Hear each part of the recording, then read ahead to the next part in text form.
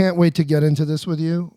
But first, just to our viewers, hit that notification bell, right? We need them to do that. Thank you to our 100,000 or more subscribers. We're blessed to have so many people.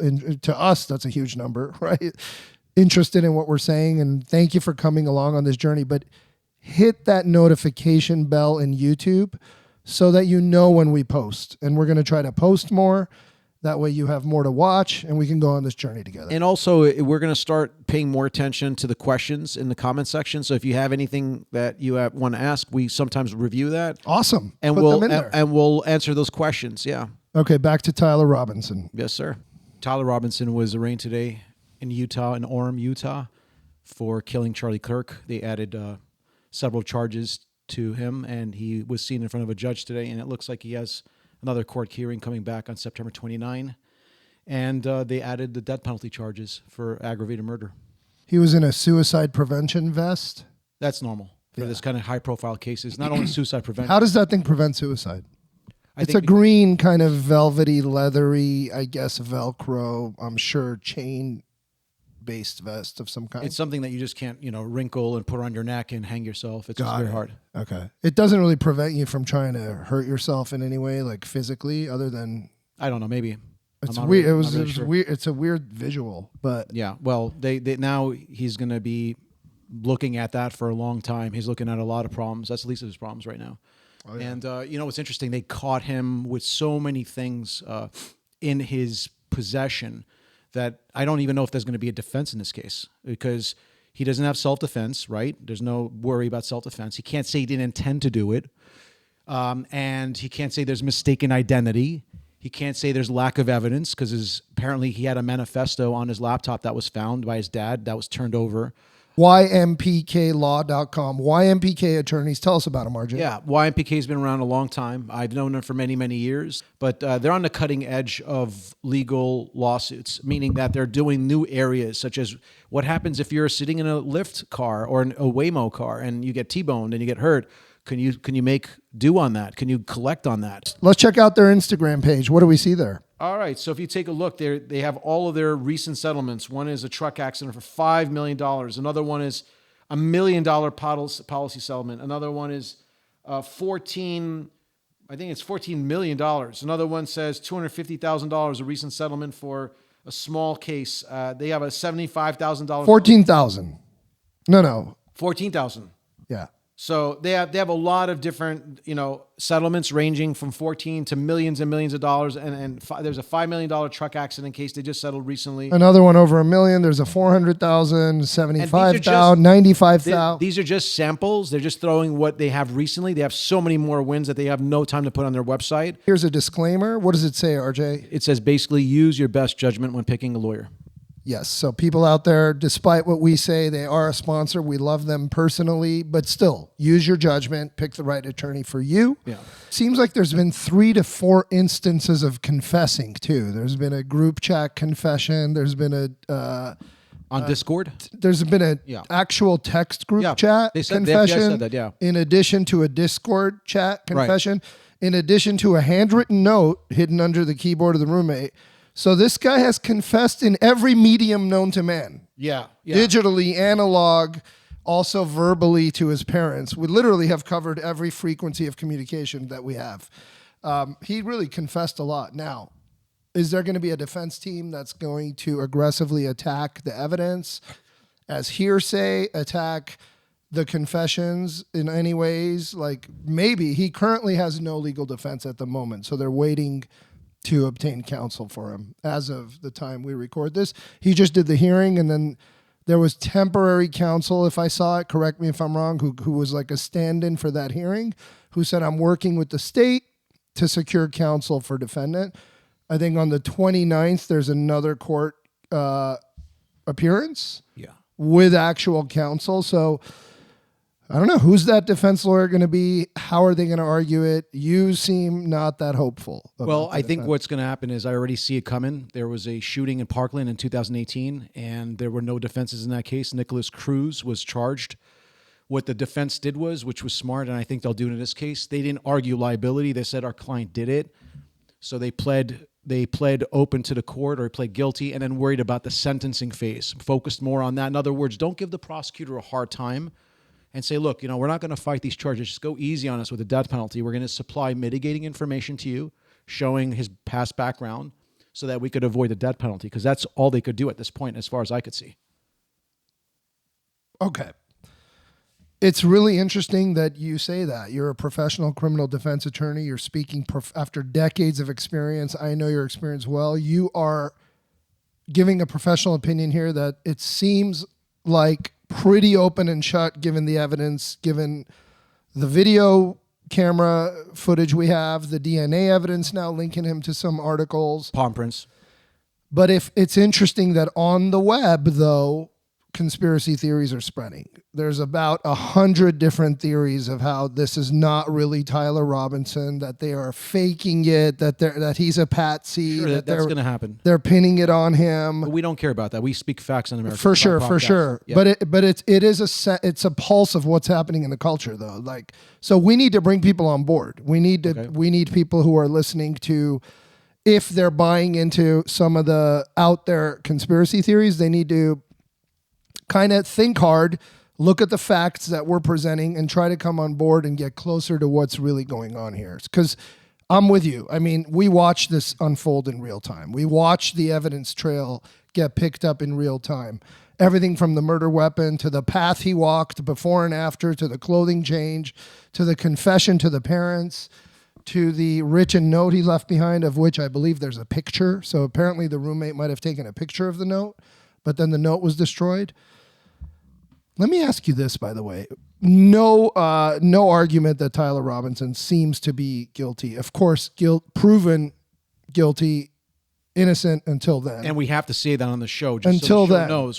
He is technically, he's not technically, he's legally not guilty. So yes, we're only talking about the possibility of him being guilty based on the facts in the probable cause affidavit of the Utah Police Department. We're looking a little bit into the future, into the trial, if there's a trial, evidence, the pleadings. We're trying to ascertain his guilt now, even though he is presumed innocent. We all know that.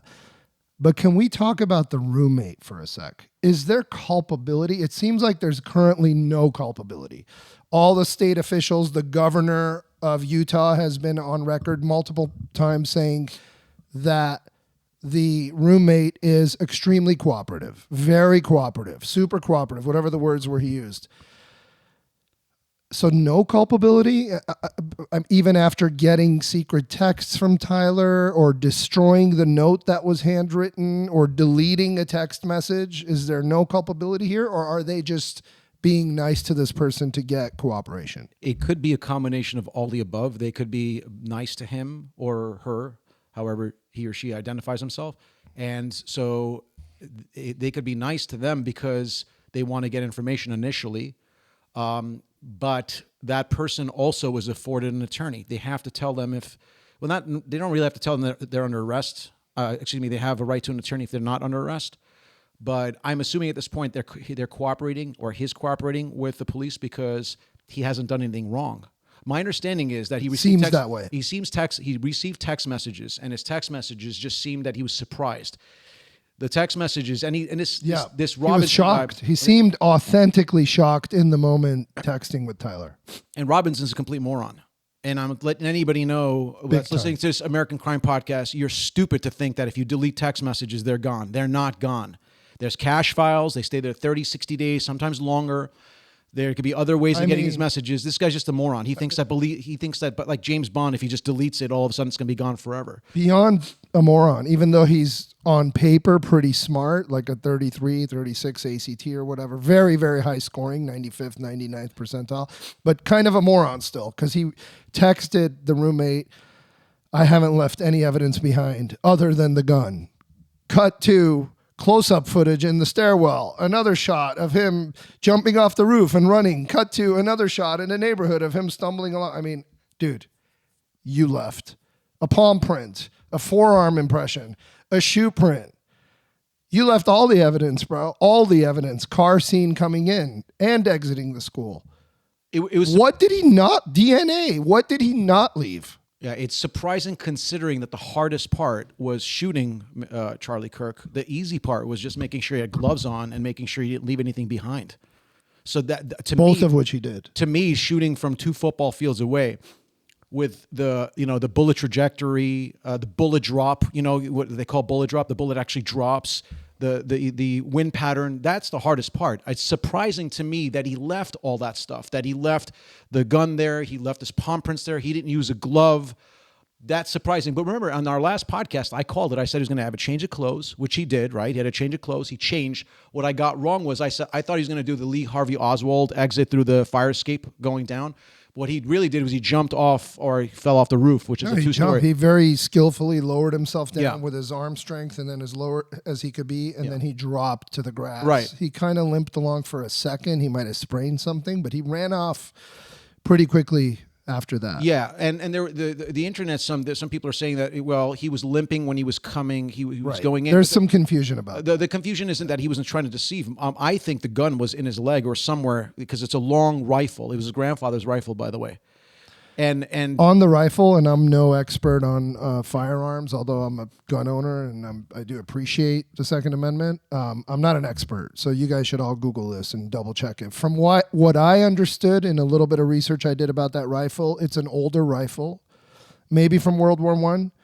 His grandfather did have that rifle, known for an incredibly straight trajectory. So not a lot of bullet drop in terms of gravity. Yep.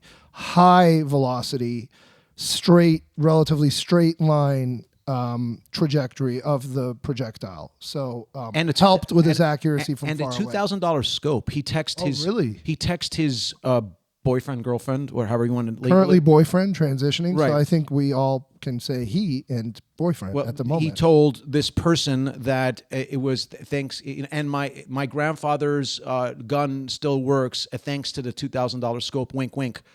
What kind of scope did he have? Is that very expensive scope? I don't know of any $2,000 scopes. Did it have AI trajectory on there, like telling the bullet exactly where to go? Like, what kind of scope is that? But I don't know. And what does the wink wink mean?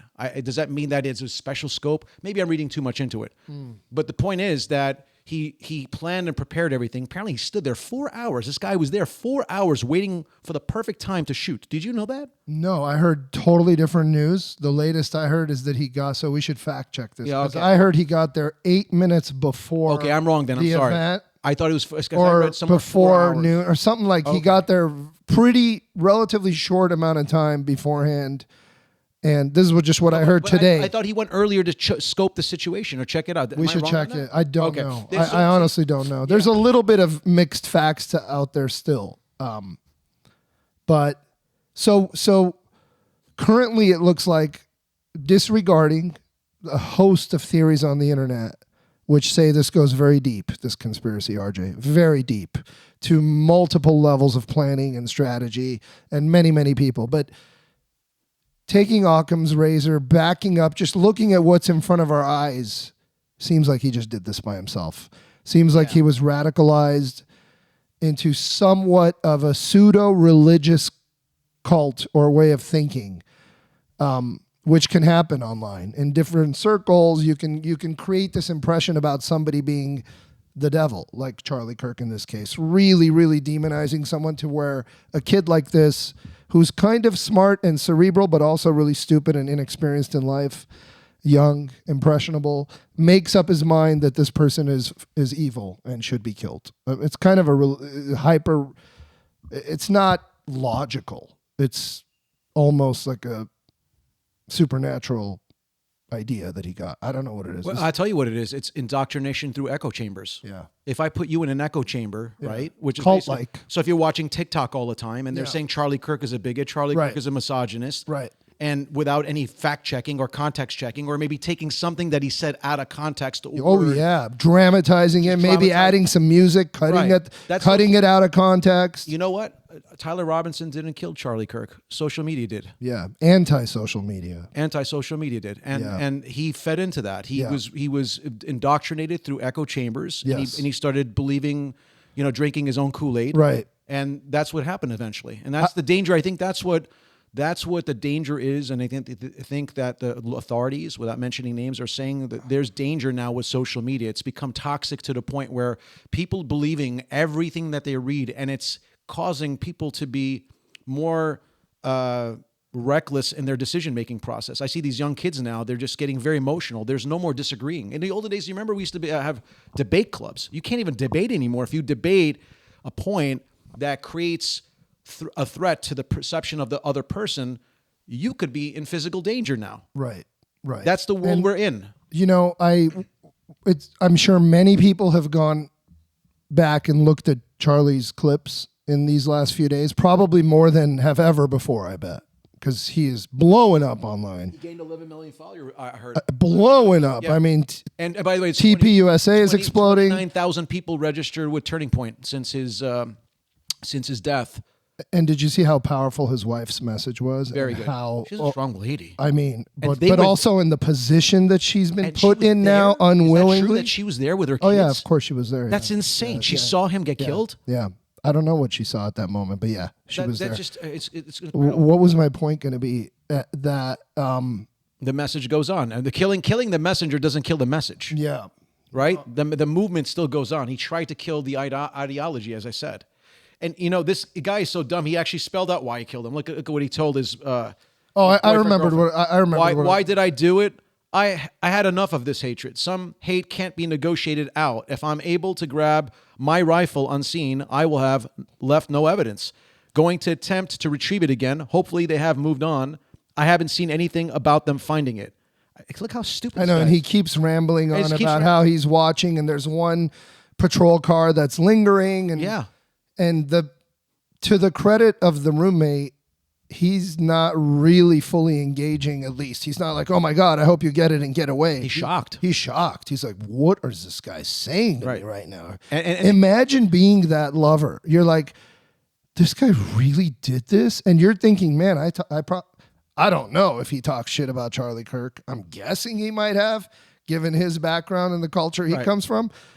You're probably thinking, you didn't have to do that. You didn't have to go that far, right? What did I do? Like, did I indoctrinate? Like, was it something I said? And you can't blame that person if if Tyler just radicalized or came up with this idea, this almost in his mind heroic and chivalrous idea. Right? Like, I'm in love with somebody who's a trans person. I perceive Charlie Kirk to be anti-trans. I'm going to go now kill Charlie Kirk. It's almost like a personal give to the lover. I could be wrong. But he didn't say I did it for you. And on top but of he did say, my love, I'm sorry, I had to do this. Right. You're right. He never said it was for you, but I mean, who else is it for? And it was a narcissistic statement. He said, I'm okay. Do you remember when he said that to his thing? Don't worry about me. I'm okay. You idiot. You just killed somebody. They lost their family. What do you mean you're okay? Right. Like, he's worried about himself. He's not even telling his lover, I did it for you. It's just this. It's just him. It's all about him. The center of the universe is about him. He doesn't feel good about the words that are coming out of Charlie Kirk's mouth. Yeah. So he's got to, instead of debating the guy and proving him wrong, he's killing him. That's where we're at in society now. Right. Where they're going to silence you with a bullet. Let's have a hypothetical. We don't know any of this to be true, but I'm going to imagine and try to be real good faith in the probability of these statements. If I'm sitting here interviewing Tyler Robinson one day, and I go, "Do you believe Charlie Kirk is a racist?" What does he say? What point? Now? Right now. Probably now, yeah. Well, he's going to say, yeah, he's a racist. But maybe in 20, 30 Do you years, believe that he's a transphobe who wants to exterminate trans people? Yeah, he does. I bet you that's what he says. Of course. So then I have to go back and go, okay, I take those to be honest opinions by this kid. Yep. He's not faking that radical outrage. It's not fake, it's real. So why? Why does he believe that? It's probably not because he sat there and watched Charlie Kirk debate some students convincingly back and forth.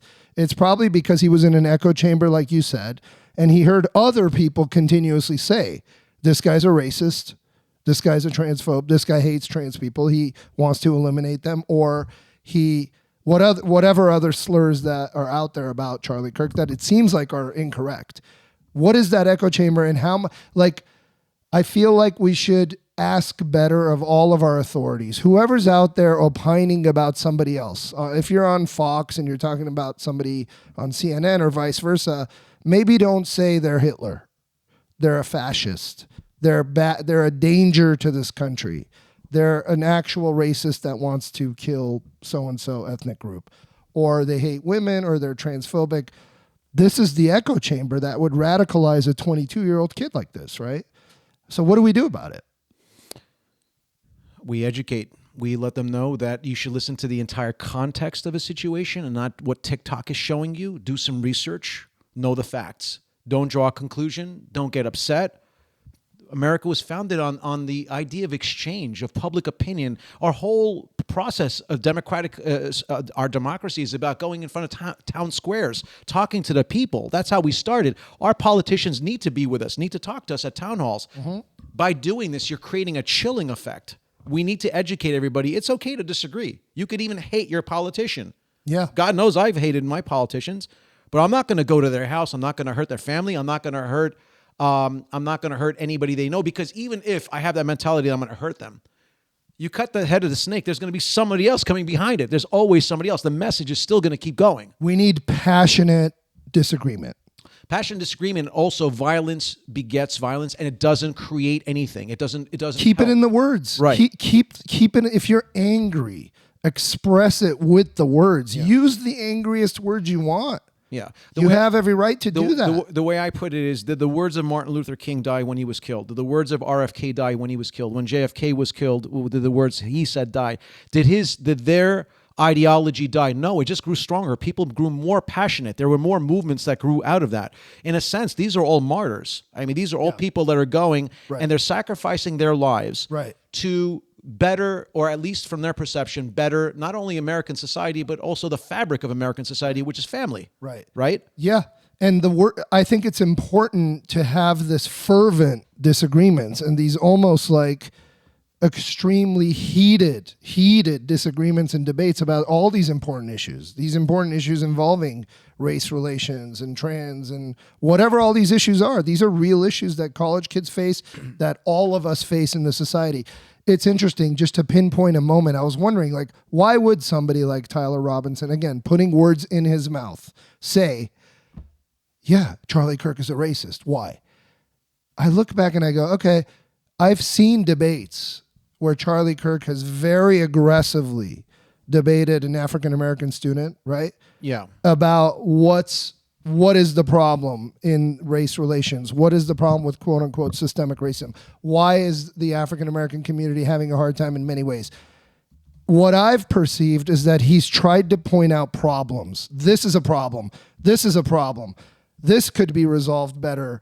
Not enough presence of fathers could be resolved. Socioeconomic issues. This is how you resolve them. Educational factors, blah, blah, blah. So criticizing, let's say, the current culture of that ethnic group in an attempt, I really firmly believe, in an attempt to improve, to try to make it better, okay? Yeah, So hold on. Then I see somebody like, I'm going to name names, I don't care, Don Lemon out there quite recently doing an interview with someone and saying, don't you believe Charlie Kirk is a racist? Don't you think he's a racist? So in my mind, I can't equate those two. On the one hand, he's using his freedom of speech to honestly and brutally point out problems in the community in the effort to improve things. And in the other case, he's being branded as a racist. And to me, that's not a racist. That's somebody who's speaking about racial issues. We're too quick to bring these labels of like, branded racist. And like, so that to me is race baiting, and I'm just calling it out.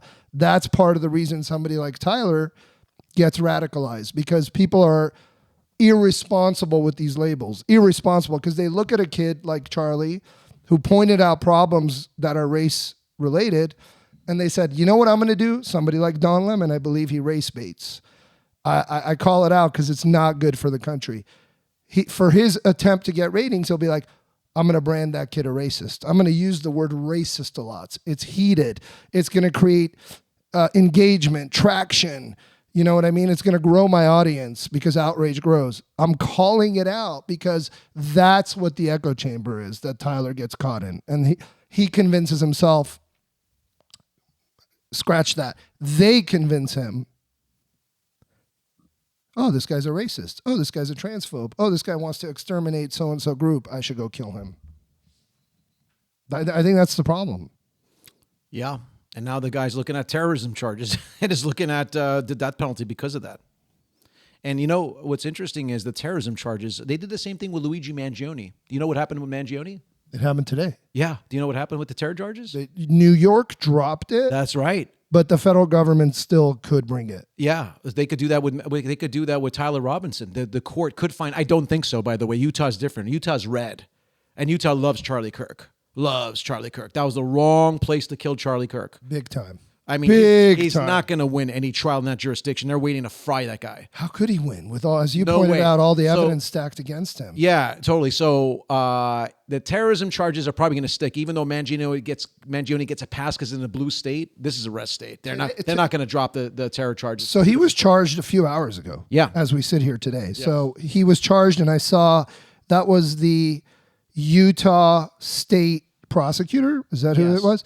And then they listed a bunch of charges. Yep. Like, let's start with the first one. Aggravated murder, a capital offense, right? Something like that. The one that carries with it a potential death penalty sentence. It's like an aggravated first-degree murder charge. That's the big one, I believe. All right. You want me to look it up? Here, I'll tell you the charges right now. Let's go over the charges. But you know what's funny? Like, not funny, but I was amused by serious charge and then serious charge, and then they kind of throw on the tail. They have these softer charges, called like lesser included offense. Negligent discharge of a firearm near children. I'm like, and you know why? Do you need that? Yes, you know when why? You're trying this guy for the you're going to hit him with death penalty. Yeah, you know why? Tell me. Because that's called an idiot protection under the law. If you have 12 idiots that vote not guilty, you get them on the lesser included on those charges. Ugh. So you stack the charges just in case you get a bunch of idiots to say not guilty. Got it. It's a lesser included offense. Yeah. It's a strategy. Right. Because there are idiots out there.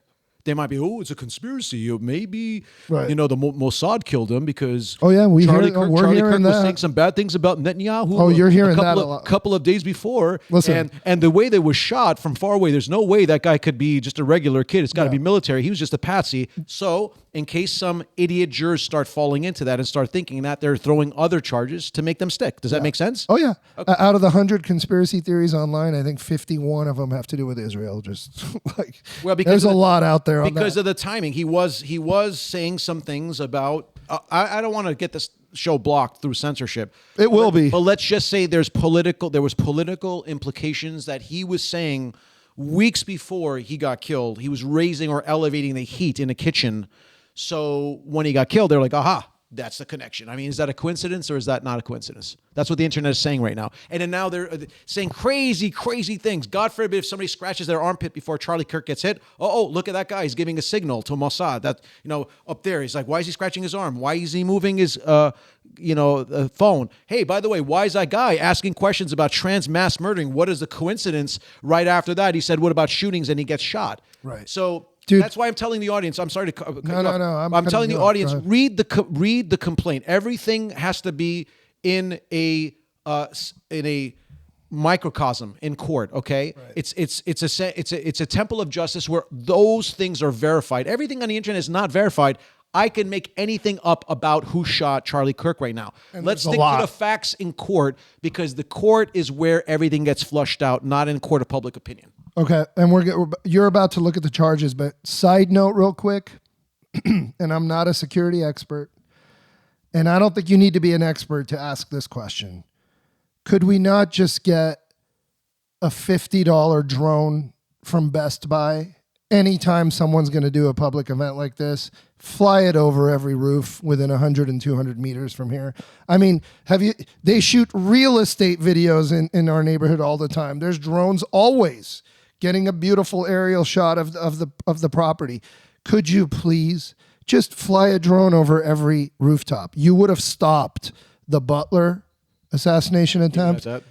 I'm probably going to have to delete those words, people. Maybe. If you see words dropping out in this podcast and you wonder why that's happening, we just noticed that certain things we talk about get the promotion stopped on the episode. Immediately. So I go in and I delete those words. And if we mention special words, that's why people are getting upset. Like, why do we keep blocking it? We're not blocking it. Right. YouTube's blocking Right. it because they think it's yeah, we're influencing for whatever certain reason. things. Yeah. We're gonna have to delete those words. But could we fly a drone over every roof and just scan for people lying in a prone position on the roof? You would have stopped that attempted assassination. You certainly would have stopped this one. Yeah. You would have stopped this one. You got to take that out. They're going to get blocked for that. I tried not to say his name. Yeah. I said, you're going to have to block that out. See, people, we have to delete these words. Yeah. But you fly a drone, you would have prevented this murder. Just one little. You would have deterred it. Well, you would have. Yeah. You would have. If he's laying on that. Yeah. If he's either walking out onto the roof or already on the roof or preparing to walk out on the roof, and he saw a drone circling the roof, there's no chance he's going up there and laying down. And if he did, I would spot that on a monitor. If I was the drone operator, I'd be like, pause, please. Yeah. Come on. That's an amazing idea. I'll give you 100% credit for that. So my other supplemental idea is let's add a bulletproof glass that you said that could, like David Copperfield has in front, that you can't see.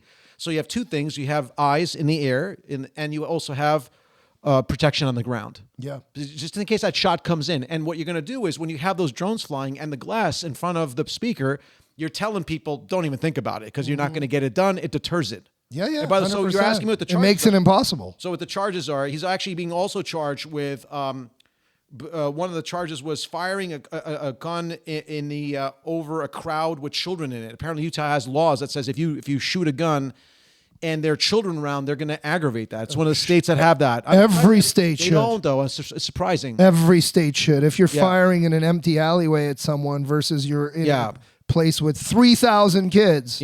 Yeah, that's aggravated. Great law, Utah. Great law in every way. So in Utah, he's being charged with the following. He's being charged with aggravated murder, which is death penalty right now. That's count one. Felony discharge of a firearm. I told you why they're adding that nonsense charge, which is a smaller charge, just in case you get 12 idiots that vote not guilty. They may come back and say guilty on the felony firearm. One has nothing to do with the other. You could vote guilty on one and not on the other. So they're adding everything and seeing what sticks. Obstruction of justice. He contacts his lover, says get rid of the evidence, delete it.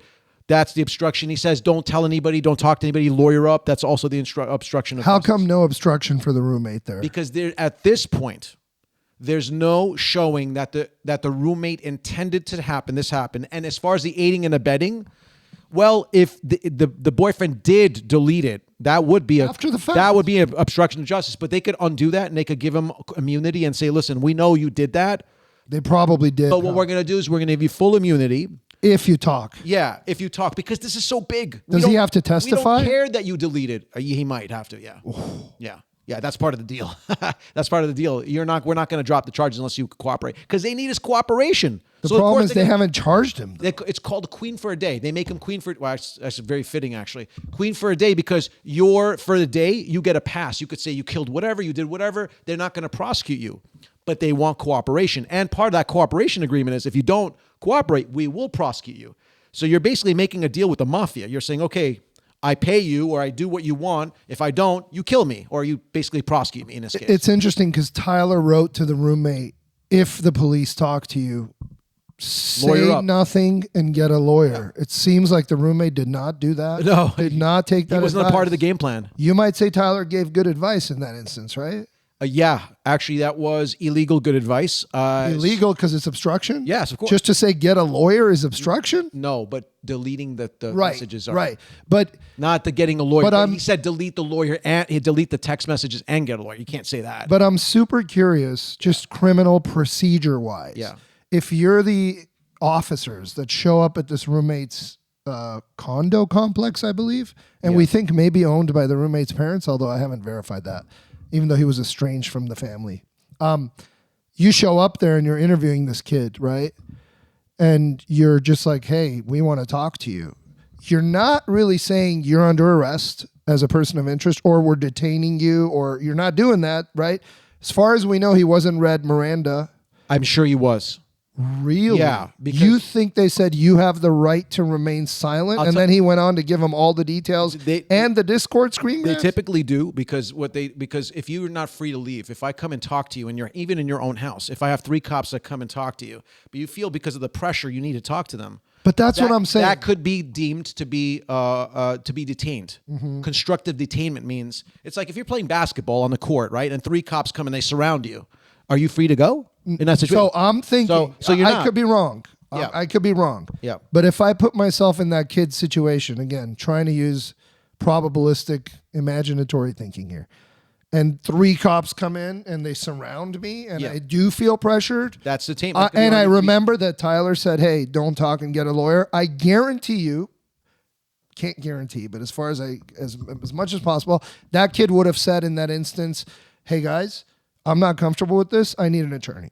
Now, the fact that he didn't say that and continued to talk because he showed them screen grabs, number one, he's probably not happy with the fact that Tyler murdered Charlie Kirk. He's a human being, and he's probably upset that his lover just committed this heinous act. I'm going to give him that benefit of the doubt for sure. Everybody deserves that.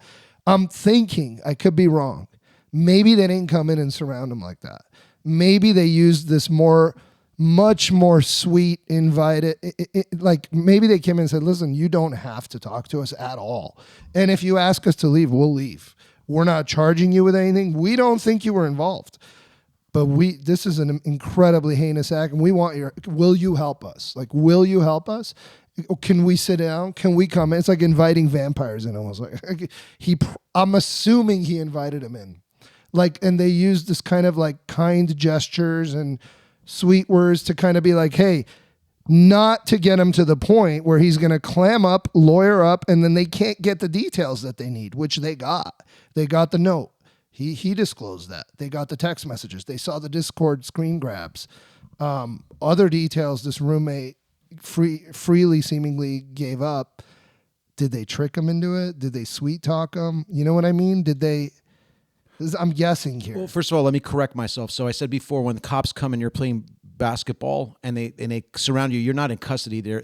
You're in constructive custody, and you're not detained at that point. Constructive custody means you don't feel free to go. But you're right. Let me go back to your point about the guy.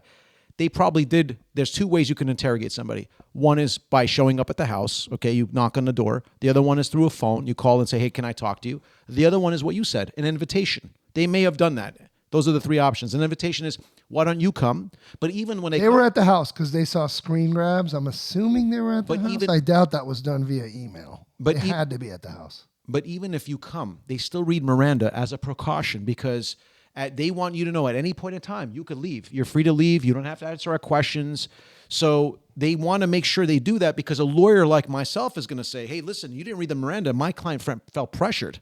So out of an abundance of caution, you do want to read those Miranda so you could use those statements. Otherwise, a lawyer like myself is going to try to keep it out. But if you're not arresting someone, not even detaining them, maybe you don't have to even read their Miranda. I see what you're saying. They want to avoid fruit of the poisonous tree, right? Of course. They want to avoid tainted evidence, Absolutely. Which literally 3 years down the line in trial throws the whole case into it. I get that, but at the same time, do they have? Is there any obligation here? They don't have to. And one of the strategies, it's a trick. It's like walk the line almost. They could do that. They could decide at what point in time do they press that trigger. Okay, now I'm telling you about Miranda. So right, because you're now a suspect. Right. So they could talk to him or her and say, listen, we want to talk to you. Come in the office.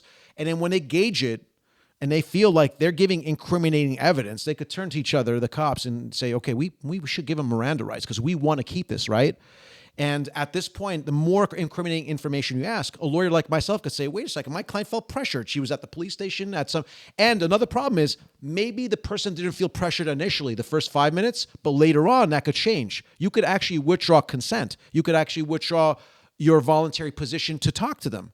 Then you could say, wait, the first 10 minutes was actually good, but then she felt uncomfortable or he felt uncomfortable and wanted to leave. And then you could suppress that information. Mm-hmm. That's why it's best to always read that Miranda just to get out of the way so you can lock everything in. You know what that leads me to think then? And I hear what you're saying. I'm guessing they're not going to charge this person with anything. Because they're not. Because they wouldn't have read Miranda, just in my common sense. if that kid, Oh yeah, that's another strategy. You don't if read that kid heard the words, Miranda. you have the right Then to he's remain gonna climb up. silent. Anything you say can and will be used against you in a court of law.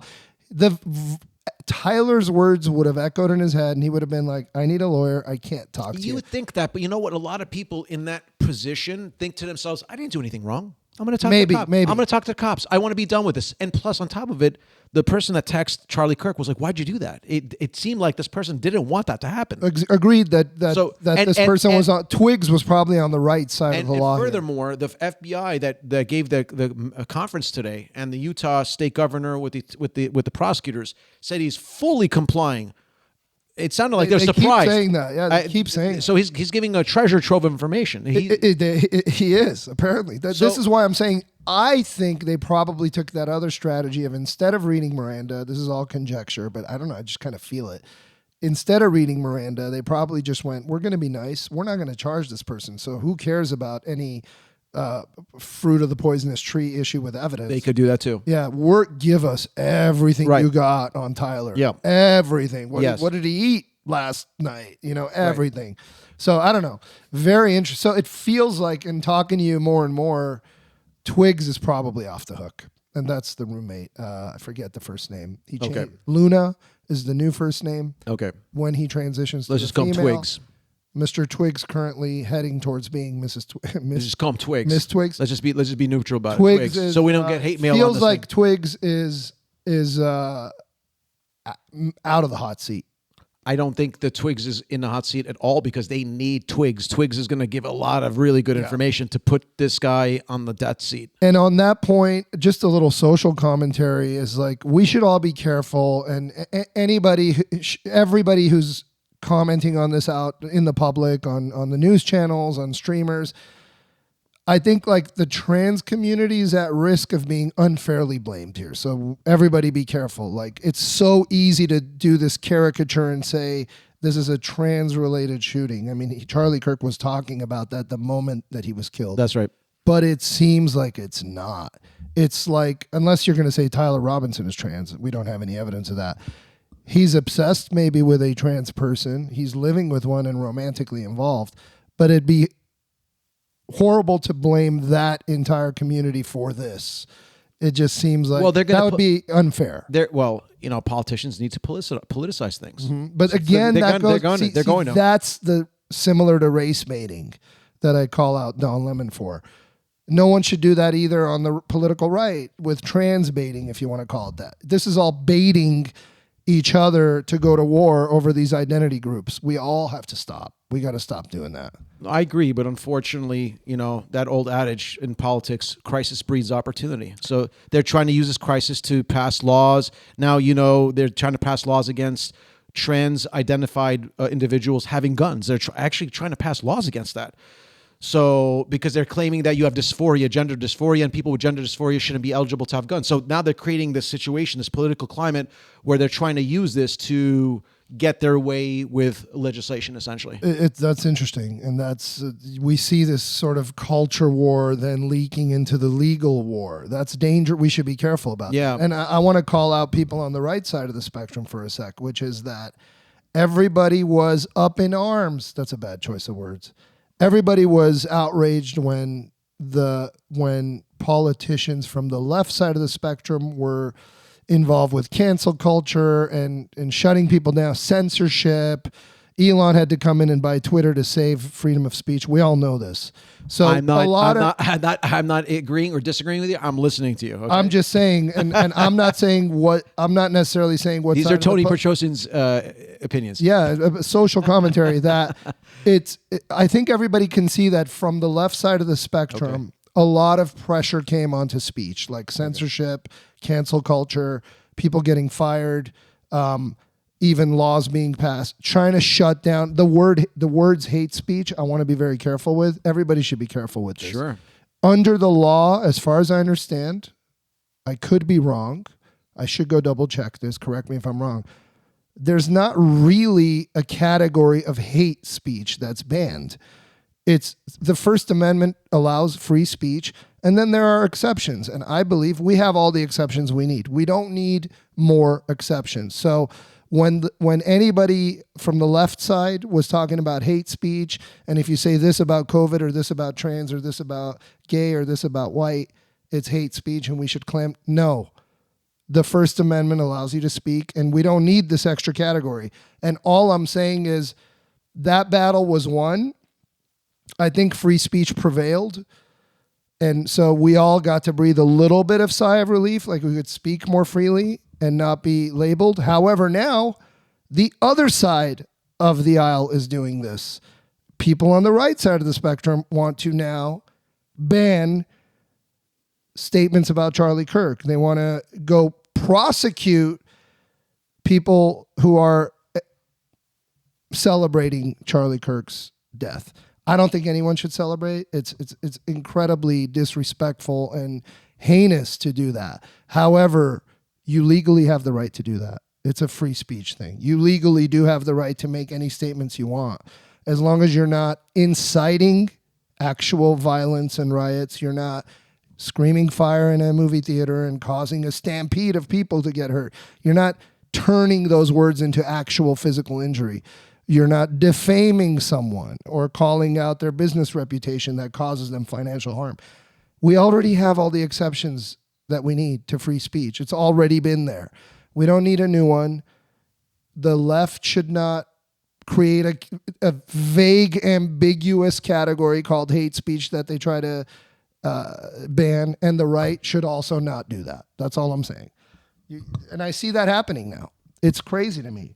The same people that were calling out cancel culture are now saying, this person said this and it's offensive and we need a law against that. And this other person, I can't believe what they said about Charlie Kirk on the day he died. That's so offensive. We need a law about that, or we should prosecute. No.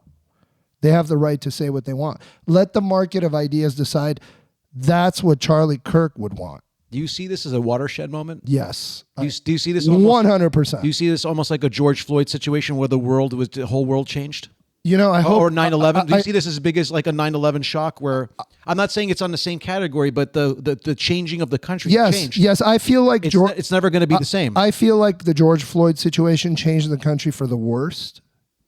It created a mass psychosis and outrage that with a violent reaction of burning down cities, looting, and creating a larger strain on race relations than I've seen in a long time. I think the Charlie Kirk situation might have the opposite effect. I haven't seen looting. I haven't seen a single city burned. I've seen a ton of prayers. I've seen mourning. I've seen respect. Why do you think that is? Why is that? There seems to be a little bit of a different cultural approach coming from the different sides of the political spectrum. I clearly can see that. Do you think it's a democratic political culture, or do you think it's societal culture? Or both? YouTube, just pull this video right now. You know you're going to pull it. It's a democratic, I believe there's a bad infection, maybe on both sides of the political aisle, but you asked about the Democratic one, and I see that a little more clearly. The fringes of the Republicans and the Democrats are all corrupted. The fringes are completely corrupted with crazy radical ideologies. Let's not even talk about the fringe. But on the Democratic side, for the past decade, there was more of an infection into the mainstream of the party of identity politics, of grouping people together based on their skin color or on their gender, grouping people together. It's a micro subgroup. Yeah. Creating these identity groups. 0.03% of the population, right? In terms of what? In terms of what? Transgender population. It's like 0.1%, or it's a very small percentage. But I think that the level of inciting outrage on the Democratic side was greater. And that's why when George Floyd died, you saw more violent incitement of outrage, like more people calling out his death as an attack on all black people or all whatever, right? Like it was completely where there could be group identity politics. So I took that one murder, which clearly was a cold-blooded murder for a lot of like weird reasons, but it then amplified that to almost like a murder of an entire group. It just, the identity politics, I think, enhanced the outrage and the violent reaction. You don't have that level of identity politics on the right. He's an individual that was killed. No one is saying this was racist. Even, you know what I mean? You don't have that problem. I do know what you mean, but even before we identified the killer, no one said this was a racist. I'll take the other opposite position. Yeah. Just to argue with you. Yeah.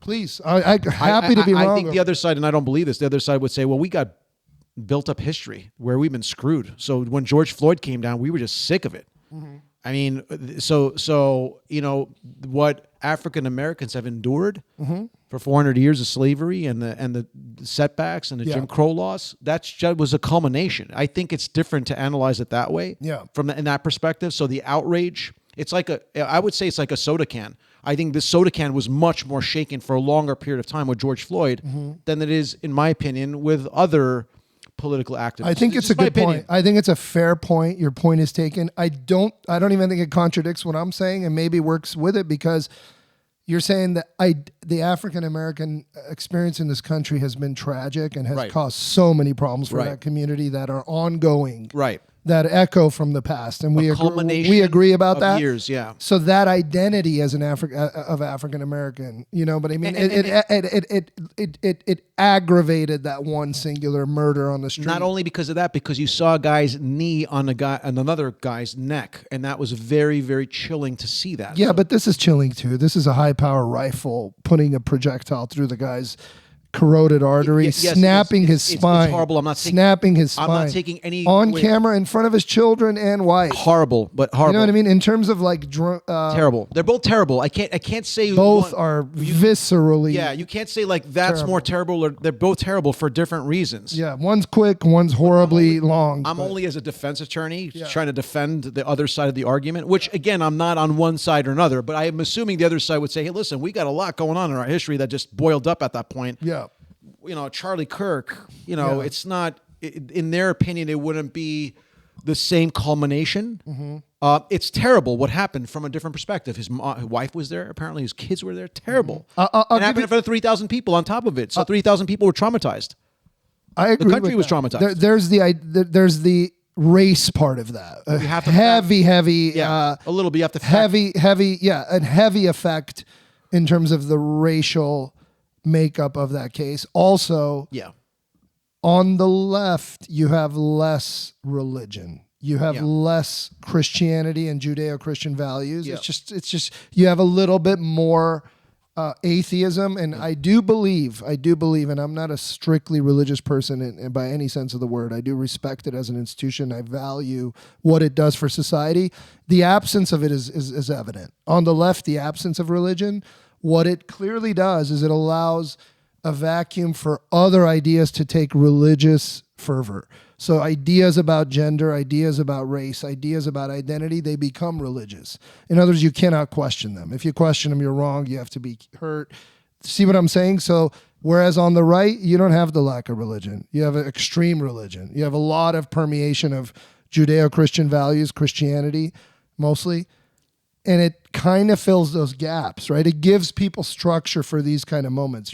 We're trying to analyze why no rioting, why no buildings being looted.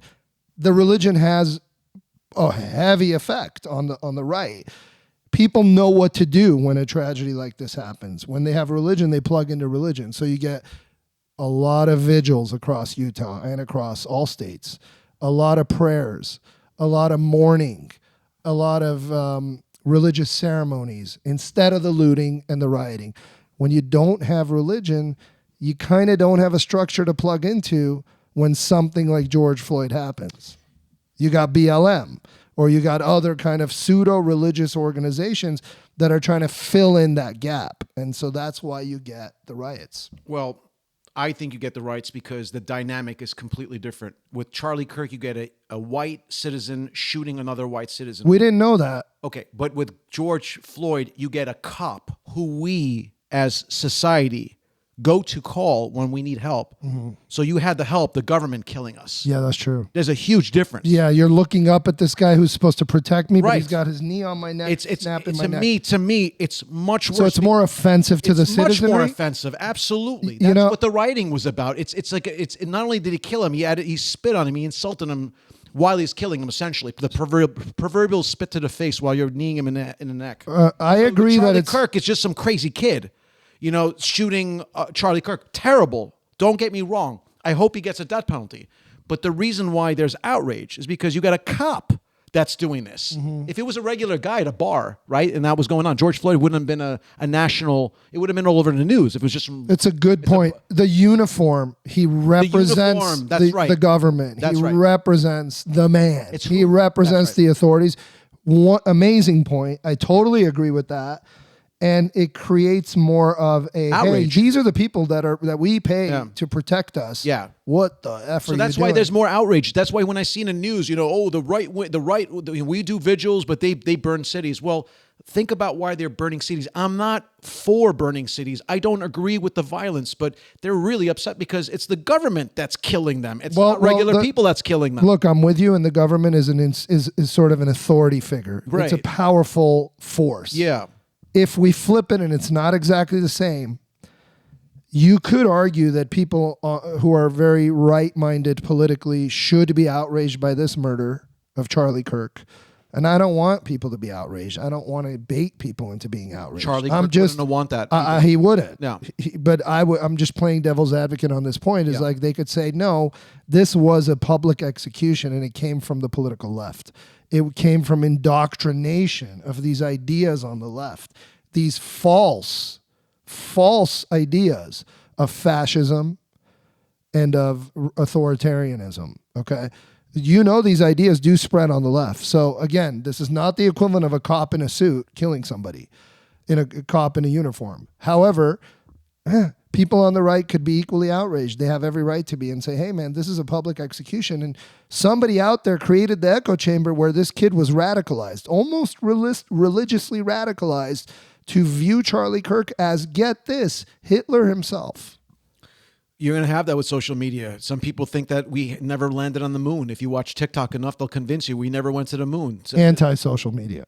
Yeah, anti-social media. So there's a lot of lies out there, and if you just keep watching it over and over again, it's pretty convincing.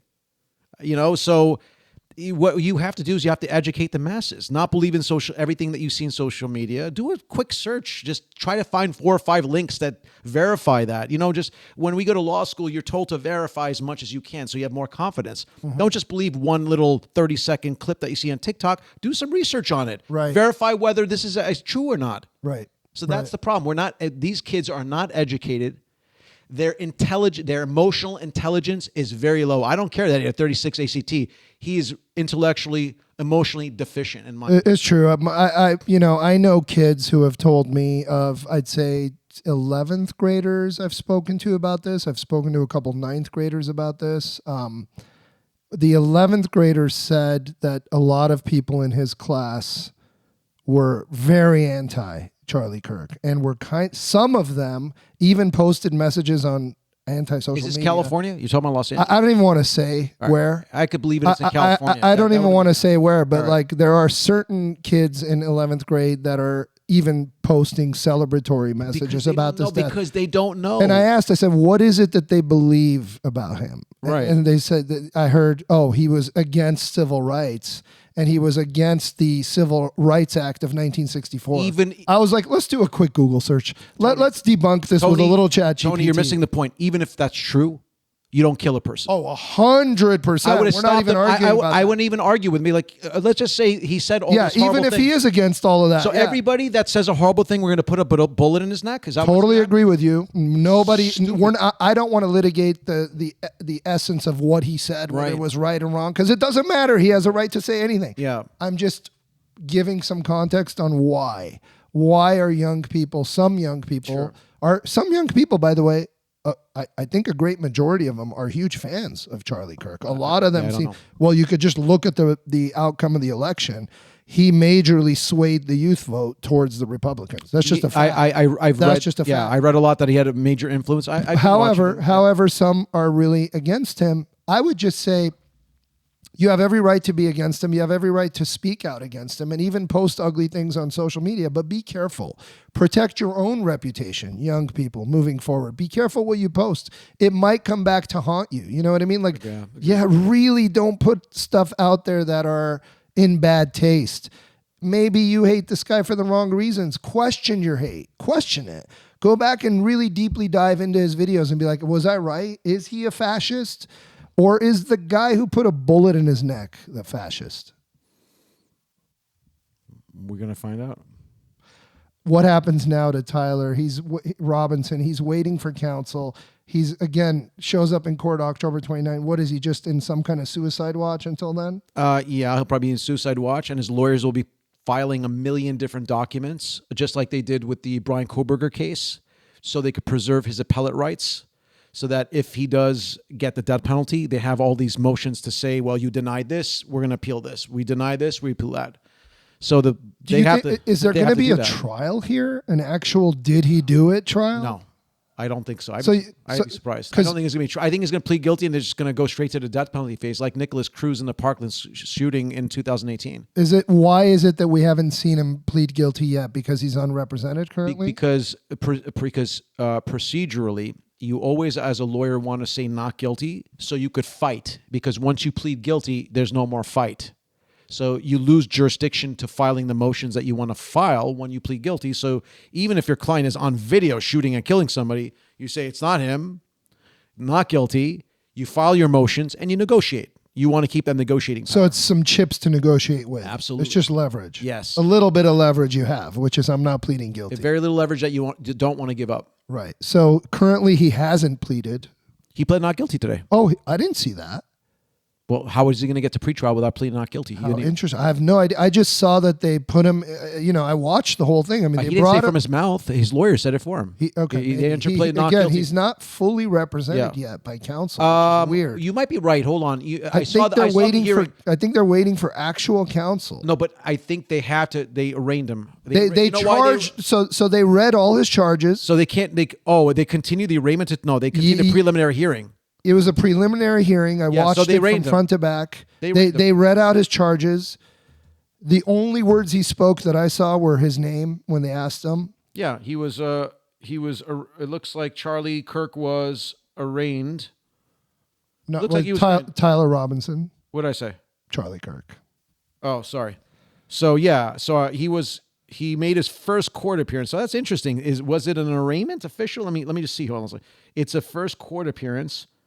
He was charged with 7 counts, including aggravated murder.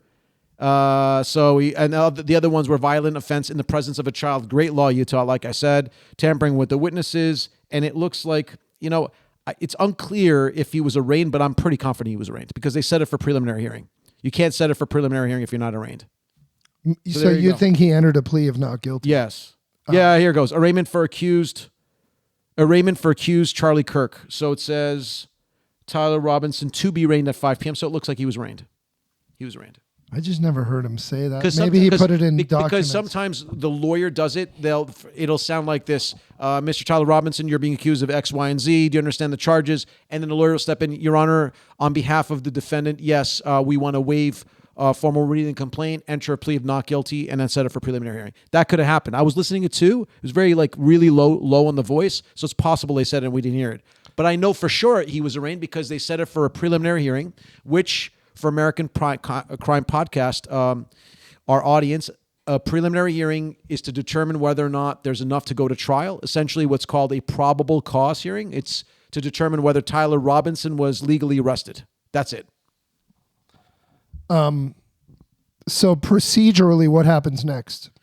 They're going to continue this next pretrial till kingdom come. They're going to file 1 million motions, a motion to suppress, a motion to get rid of his statements, a motion to view all of the videos, the audio. They're going to get experts to see whether or not he could have taken a shot, whether the palm print is actually his. Every single bit of minutia is going to be, there's not going to be one rock not overturned in this case. All heading towards a potential guilty plea? Yes. In my opinion, yeah. I don't think that... Once the evidence is shown to be overwhelming. Yeah. What you want to do is you want to eventually say... You first want to say he didn't do it. You guys got it wrong. and then set it up to say, okay, he may have done it, but we will only admit if you give us a non-death penalty case, which I don't think they're going to do. This is too political. By the way. No, try him. It's way too political. Give him the stiffest sentence. This is one of the most political cases that I've seen in a very, very long time. Any other case, I'd say, yeah, he's got a shot at no death penalty, but I really think that the prosecutors are going to be gunning to make sure they get a death penalty, because I think they want to send a message in this case to have other politicians feel safer. I like to put it a little differently. Instead of saying it's political, here's how I'm going to put it. It's just deeply offensive to American culture and our society. It's deeply offensive to the society in a way that other killings are not. Yes, other killings suck, and they're horrible for the victims. This is just a crime against, all of murder is a crime against society, but this is somehow worse with the crowd there and attacking the speaker who is so controversial about so many issues that affect everybody's life, and deciding yourself that you're taking this influential speaker out. You're going to delete the marketplace of ideas that we all enjoy as a culture. You're going to do that with your grandpa's rifle. It's deeply, deeply offensive to our entire, the fabric of our country, the fabric that makes up America. This is a deep, deep, deep attack against that, which is why he should get the strictest penalty we could. If he's guilty, let's give him the rights that were afforded under the Constitution of our founding forefathers in this country. Let's give him that right. Let's not assume things. YMPKlaw.com. YMPK attorneys. Tell us about them, RJ. Yeah, YMPK has been around a long time. I've known them for many, many years, but they're on the cutting edge of legal lawsuits, meaning that they're doing new areas, such as what happens if you're sitting in a Lyft car or a Waymo car and you get T-boned and you get hurt. Can you make due on that? Can you collect on that? Let's check out their Instagram page. What do we see there? All right. So if you take a look, they have all of their recent settlements. One is a truck accident for $5 million. Another one is $1 million policy settlement. Another one is $14 million. Another one says $250,000, a recent settlement for a small case. They have a $75,000. $14,000. No. $14,000. Yeah. So they have a lot of different, settlements ranging from 14 to millions and millions of dollars. And there's a $5 million truck accident case they just settled recently. Another one over $1 million. There's a $400,000, $75,000, $95,000. These are just samples. They're just throwing what they have recently. They have so many more wins that they have no time to put on their website. Here's a disclaimer. What does it say, RJ? It says basically use your best judgment when picking a lawyer. Yes. So people out there, despite what we say, they are a sponsor. We love them personally, but still use your judgment, pick the right attorney for you. Yeah. Let's talk about another company. And I not an official sponsor, but you love this company. So why don't you give them a shout out? All right. Well, Tony, as you know, I wear suits. Every episode. Well, I wear suits every day because I go to court. I come back from court. I do the podcast and then I go back to work. So suits are part of my life. And I always tell you, your suits look extra sharp because I see people in suits all the time, but there's a particular attention to detail to the angles and the cuts of your suits. I compliment you on it. Thank you. Half of it is to bust your balls, but I'm also kind of being serious. Yeah, well, it's thanks to a store that I've been going to exclusively since 1999 called Roger Stewart Clothes. Roger Stewart has been around forever. They're a discount wholesaler, so you get amazing quality suits. I'm not going to mention brand names, but pick your top brand name at a department store. And I went to these stores and I check out the prices. Same manufacturer. They make them in Italy, Spain, Portugal. Half the price, less than half the price. Let me give you an example. So you go to Macy's or Nordstrom, the same suit that I'm wearing right now would be $2,000, for example. They'll tell you, it's hand-stitched. It's handcrafted in Portugal. Well, right. These are also hand stitches in Portugal. And you can tell from the attention to detail and the overall quality from sitting here 4 feet away from you looking at it. There's a certain elevated design and sort of sense of handmade. Yeah. And the great part is they do all their suits are, for example, 1/3 of the price of a regular suit. So instead of paying $1,500, you pay $500, and doing my math, I could get three nice suits for the price of one. Or I could just go to Macy's or a big store, and I could just pay triple the price just so I could have a designer on my back. But the quality is the same, and I know that because people come up to me and they take a look inside my jacket. to look for that big name brand. You know, like, who is this? Is this so and so? I'm like, no, it's Roger Stewart. And I'm like, Roger Stewart, what is that? So I tell him, I turn him on. You should go to Roger Stewart. Forget the name brands. It's the same quality. And what's great about Roger Stewart, I got to throw this in here. It's like going back to 1960s. They haven't updated their store, and God, I love it. It's so old school. You walk in, there's suit racks and just suit racks, nothing else, and you got that 1960s smell when you walk in of suits. Everybody's wearing a suit, old-fashioned. They come up and they throw suits on you. Tony, they'll literally throw, like Malik. If you call up Roger Stewart, ask for Malik, he'll look at you and he'll say, oh, you're a 38 short or you're 40 short. He'll throw it on you like magic, nice. And it just looks great on you. And they'll tell you right there. They'll tailor you. They'll make your suit perfect. They'll tell you what, based on your color eyes, you should wear this jacket or that jacket. Wow. Your shirt design. Got it. And your style. So amazing. Roger Stewart, ask them. They're an amazing wholesaler. And if you mention our podcast, they'll not only pay for your valet parking, they might even give you a little bit of a discount on your suit. Yeah. I don't like doing it either. I know the people who are listening to this podcast are going to say, come on, it's obviously him. Okay, fine. No, let's let them flesh it out in court. Yeah. If they flesh it out in court and is guilty, then I agree with you, Tony, and I agree with the public opinion that he should get the death penalty.